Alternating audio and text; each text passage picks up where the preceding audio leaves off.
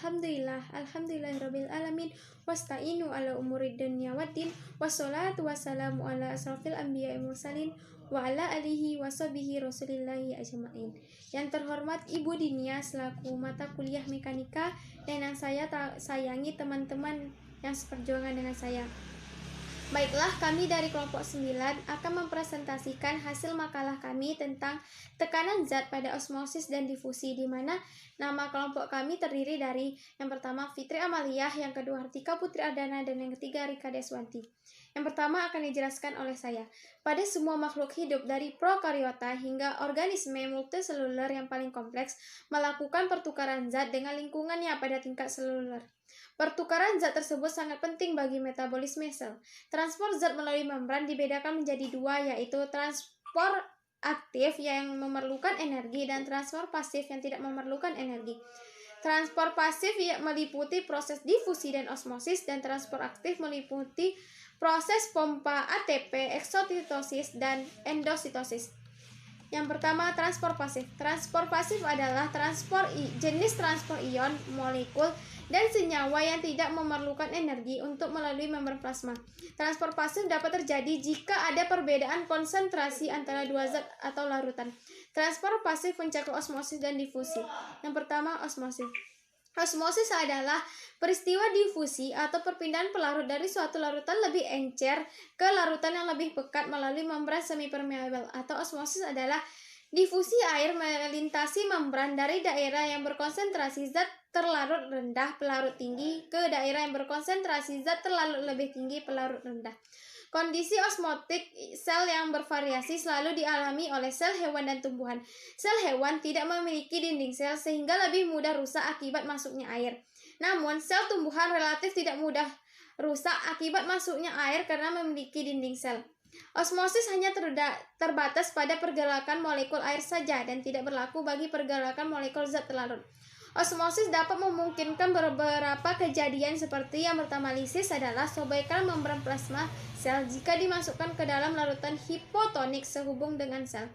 Yang kedua yaitu krenasi, berguna untuk mengerutkan sel jika sel dimasukkan dalam larutan hipertonis dibandingkan dengan sel tersebut. Yang ketiga yaitu plasmolisis, adalah pelepasan membran plasma dari dinding sel tanaman jika sel-sel tanaman dimasukkan ke dalam larutan hipertonik. Secara umum, pengertian tekanan ini adalah suatu larutan sama dapat berupa tekanan hidrostatis yang terbentuk dalam larutan atau tekanan luar yang diberikan pada larutan untuk menghentikan proses osmosis. Tekanan osmotik larutan berbanding lurus dengan konsentrasi molar zat dalam bentuk persamaan dapat ditulis sebagai berikut. Pi sama dengan M atau Pi sama dengan K kali M, di mana K adalah ketetapan kesetaraan yang bergantung pada suhu. Untuk larutan encer, harga K sama dengan RT, di mana R tetapan gas dan T adalah suhu mutlak.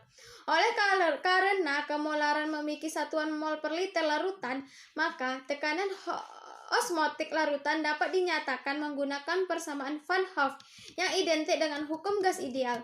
Pi V sama dengan N kali R kali T. V sama dengan N per V kali R kali T.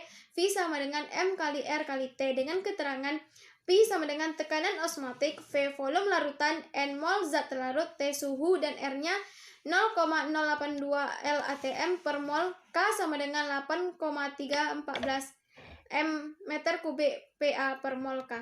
Dari persamaan penjelasan di atas terlihat bahwa nilai tekanan osmotik hanya bergantung pada jumlah partikel zat terlarut dalam larutan yang dinyata dengan kemolatan larutan. Mekanisme kerja osmosis. Mekanisme terjadinya osmosis pada sel hewan dapat dipengaruhi oleh konsentrasi zat pelarut di dalam sel. Jika dalam keadaan isotonis, yaitu konsentrasi zat pelarut di dalam sel dan di luar sel seimbang, tidak ada aktivitas osmosis di dalamnya. Sedangkan jika dalam keadaan hipertonis atau konsentrasi zat pelarut di dalam sel lebih tinggi dari konsentrasi zat pelarut di luar, sel akan menyebabkan terjadinya osmosis. Aktivitas osmosis ini dapat dilihat dengan adanya krenasi atau penyusutan yang terjadi pada sel hewan. Mekanisme osmosis yang terjadi pada sel hewan juga dapat dilihat jika konsentrasi zat pelarut di dalam sel lebih rendah dari konsentrasi zat pelarut di luar sel, atau sel dalam keadaan hipotonis. Mekanisme terjadinya osmosis juga dapat dilihat dari sel tumbuhan. Jika sel tumbuhan dalam keadaan hipotonis atau molekul zat pelarut di dalam sel lebih rendah daripada di luar sel. Mekanisme osmosis yang terjadi adalah masuknya molekul zat pelarut di luar sel tumbuhan memenuhi sel tumbuhan, sehingga terlihat adanya kenaikan volume dari sel tumbuhan yang disebut dengan turgid. Yang selanjutnya yaitu kedua fungsi osmosis. Untuk tanaman yaitu dalam pergerakan air ke sistem akar yang memungkinkan tanaman tumbuh dan bertahan hidup. Yang kedua yaitu untuk hewan dan manusia berkaitan dengan keseimbangan kadar air dalam darah versus jaringan di sekitar dan mengatur jumlah penumpukan limbah dengan meningkatkan aliran cairan ke organ itu. Yang selanjutnya itu faktor-faktor yang mempengaruhi osmosis. Yang pertama, suhu. Pergerakan molekul dipengaruhi pada suhu. Kadar resapan akan menjadi lebih cepat pada suhu yang tinggi dibandingkan dengan suhu yang rendah. Yang kedua yaitu ukuran molekul yang meresap. Molekul yang lebih kecil daripada garis pusat lubang membran akan meresap dengan mudah. Yang ketiga yaitu ketebalan membran. Kadar resapan suatu molekul berkadar songsang dengan jarak yang harus dilaluinya. Berbanding dengan satu membran yang tebal, kadar resapan melalui satu membran yang tipis ia lebih cepat. Yang keempat itu keterlarutan lipid. Molekul yang memiliki keterlarutan yang tinggi meresap lebih cepat daripada molekul yang kelaratan yang rendah seperti lipid. Yang kelima yaitu luas permukaan membran. Kadar resapan menjadi cepat. Bismillahirrahmanirrahim. Assalamualaikum warahmatullahi wabarakatuh. Saya Hartika Putri Ardana dari kelompok 7 akan melanjutkan penjelasan dari rekan saya Fitri Amalia mengenai difusi dan osmosis. Pada osmosis terdapat beberapa tipe. Yang pertama, reverse osmosis. Dalam reverse osmosis terjadinya sebuah peningkatan tekanan volumetrik dan atmosfer yang dapat mendorong partikel-partikel yang melepaskan lebih tinggi melalui membran dan mengatasi celah yang dapat terjadi ketika tekanan osmotik tidak memungkinkan difusi melalui membran. Metode ini sering digunakan sebagai menyaring air dari kotoran ketika konsentrasi untuk osmosis biasa sangat rendah. Akan tetapi, air yang lebih bersih masih sangat diperlukan, contohnya dalam operasi farmasi dan desalinasi. Yang kedua, forward osmosis. Berbeda dengan reverse osmosis yang berubah dari konsentrasi tinggi hingga rendah. Osmosis maju mempromosikan zat yang terlarut. Pada dasarnya, kebalikan dari proses osmosis normal. Saat osmosis balik mendorong partikel, osmosis depan menariknya dan menghasilkan air yang lebih bersih.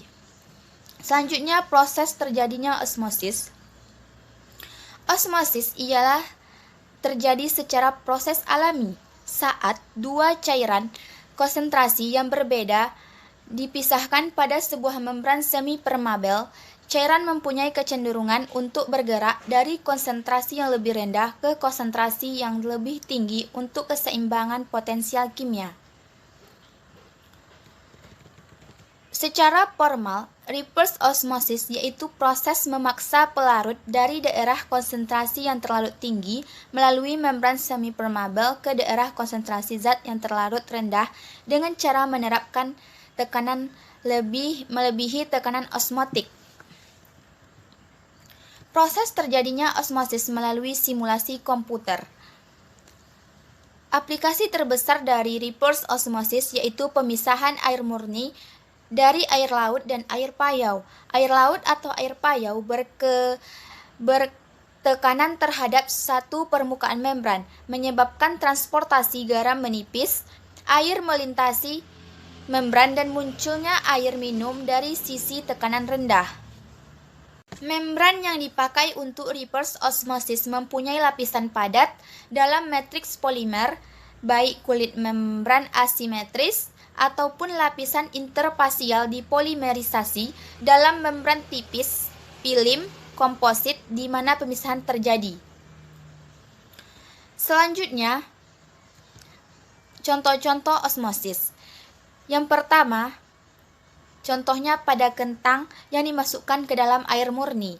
Kentang akan membengkak dari waktu ke waktu.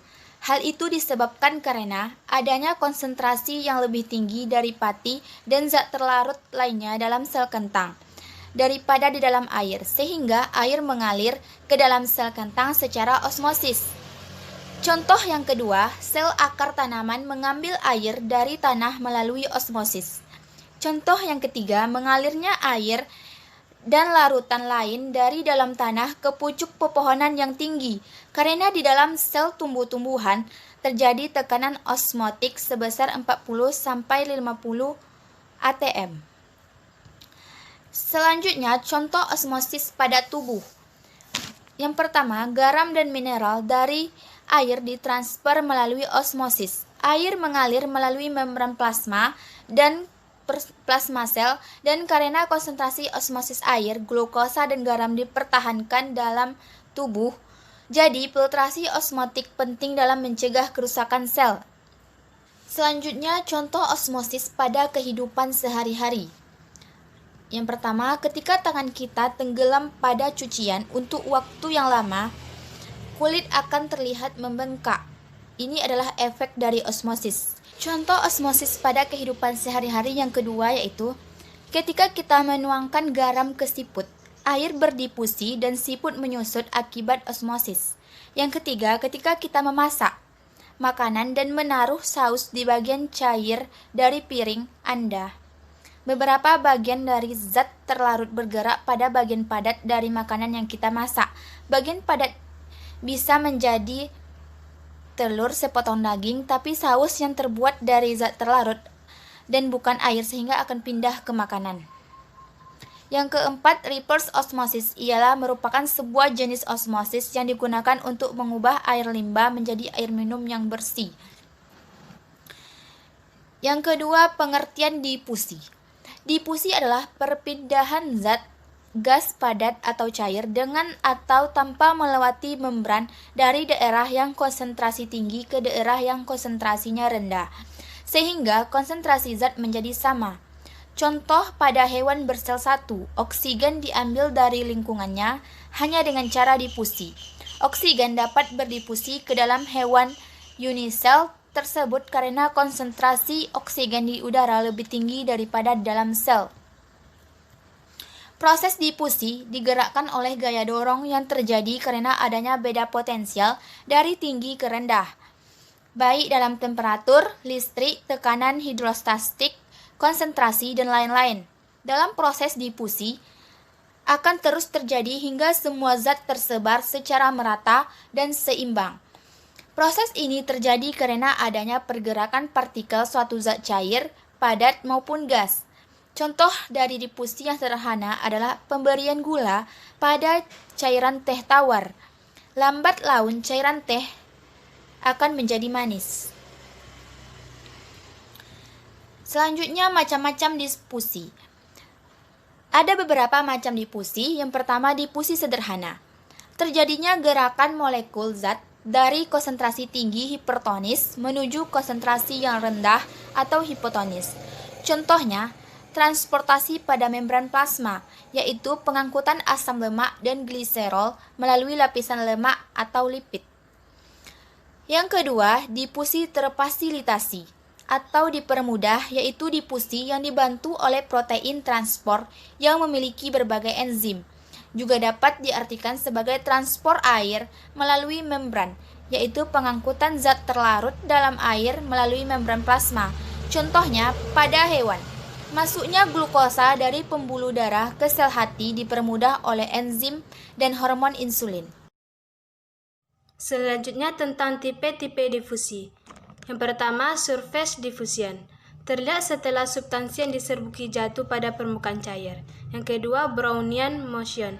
Pergerakan acak dapat diamati di bawah mikroskop sebagai retakan slip dan gerakan tiba-tiba partikel dalam cairan. Yang ketiga, collective diffusion. Difusi sejumlah besar partikel dalam cairan yang tetap utuh dan dapat berinteraksi. Yang keempat, facilitated diffusion. Pengangkutan ion atau molekul fasil secara spontan melalui membran pada sel-sel itu karena terjadi di luar fase aktif osmosis atau difusi intraseluler.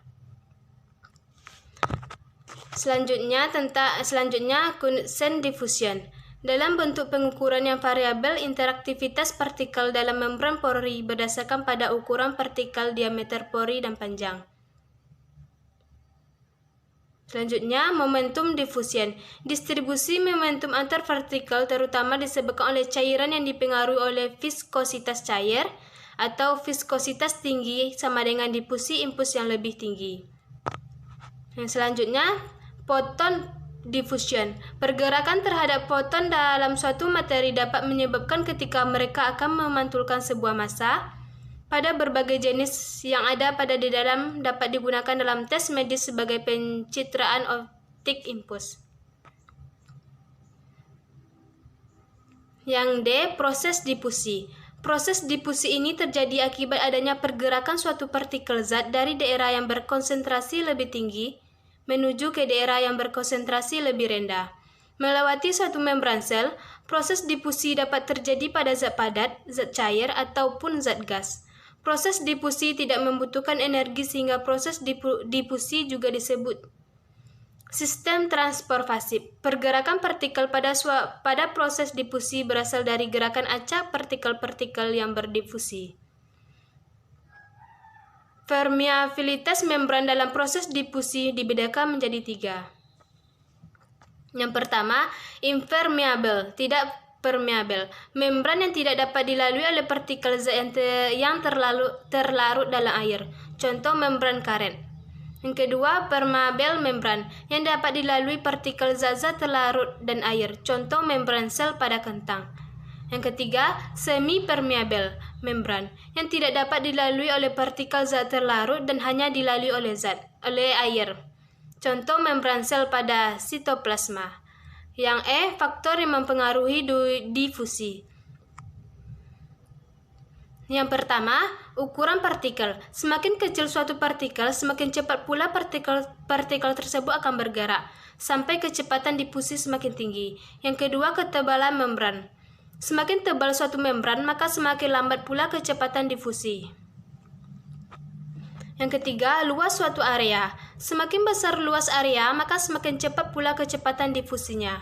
Yang keempat, jarak. Semakin besar jarak antara dua konsentrasi, maka semakin lambat pula kecepatannya. Yang kelima, suhu. Semakin tinggi suhu, maka partikel memperoleh energi sebagai penggerak dengan lebih cepat, semakin cepat juga kecepatan difusinya. F. Contoh difusi. Yang pertama, parfum ketika disemprotkan di dalam kamar, aromanya akan segera menyebar ke seluruh penjuru kamar, sebab partikel di parfum berdifusi dengan udara. Yang kedua, proses yang terjadi ketika Anda menaburkan garam ke dalam makanan. Yang ketiga, konduksi panas di mana energi panas dari satu benda tersebut bergerak dari suhu yang tinggi ke suhu rendah, membuat benda lain yang menyentuhnya jadi panas juga. Yang keempat, pemberian gula pada cairan teh tawar, lambat laur cairan menjadi manis. Yang kelima, uap air dan cairan yang berdifusi dalam udara, di mana pada masing-masing zat kecepatan difusinya berbeda-beda. Yang B, transfer aktif. Transfer aktif adalah pergerakan atau pemindahan yang menggunakan energi untuk mengeluarkan dan memasukkan ion-ion dan molekul-molekul membran yang bersifat permeabel dengan tujuan memelihara keseimbangan molekul kecil di dalam sel. Transfer aktif dipengaruhi oleh muatan listrik di dalam dan di luar sel, di mana muatan listrik ditentukan oleh ion natrium Na+, ion kalium K+, dan ion klorin Cl-.